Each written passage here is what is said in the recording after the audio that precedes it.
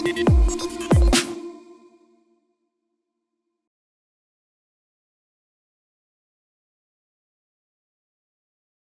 y a des travaux qui ont été menés là-dessus, et le dernier, le plus important, c'est un ouvrage de Jan Werner Müller qui s'appelle « Qu'est-ce que le populisme ?» précisément, et le sous-titre c'est « Définir la menace ». Ce qui retient, c'est finalement une série de critères. C'est d'abord, ces forces maintenant acceptent le jeu électoral, elles sont sorties de la culture du putsch ou de la culture révolutionnaire, elles sont anti-élitistes très fortement, elles sont eurosceptiques très fortement également, elles se proclament toutes au-delà du clivage gauche-droite.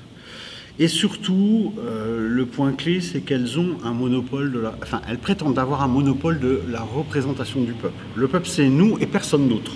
Là où les autres forces politiques acceptent l'idée qu'elles sont une forme de l'expression du peuple, alors que d'autres formes peuvent coexister à côté. Donc il y a un refus du pluralisme derrière ça. Il y a l'idée d'une incarnation à soi seul. Et puis évidemment, il y a une logique identitaire derrière, mais qui est aujourd'hui devenue plutôt une approche, une défense culturelle de l'identité, et plus une défense raciale comme dans les années 30. Donc ce critère-là joue, mais vraiment la clé, c'est le fait de vouloir être à soi seul l'ensemble de la société.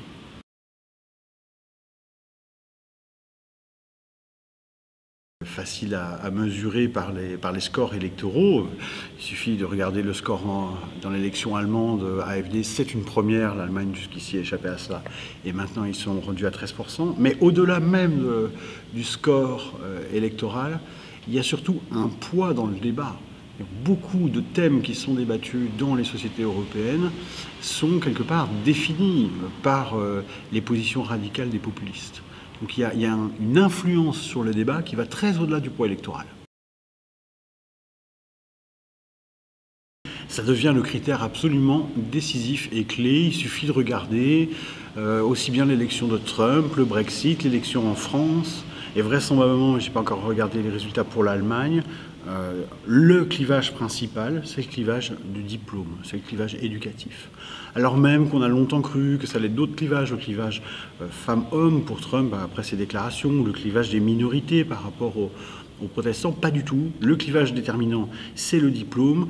D'un côté, ceux qui sont diplômés, quelque part, se sentent peu ou prou les possibles gagnants de la mondialisation et donc se sentent insérés dans cette société qui bouge, alors que ceux qui ne le sont pas ou beaucoup moins se sentent en grande difficulté, fragilisés, avec des risques de précarisation, etc. Et donc ils éprouvent les évolutions du monde comme quelque chose qui est contre eux, avec des élites qui, quelque part, portent ces évolutions.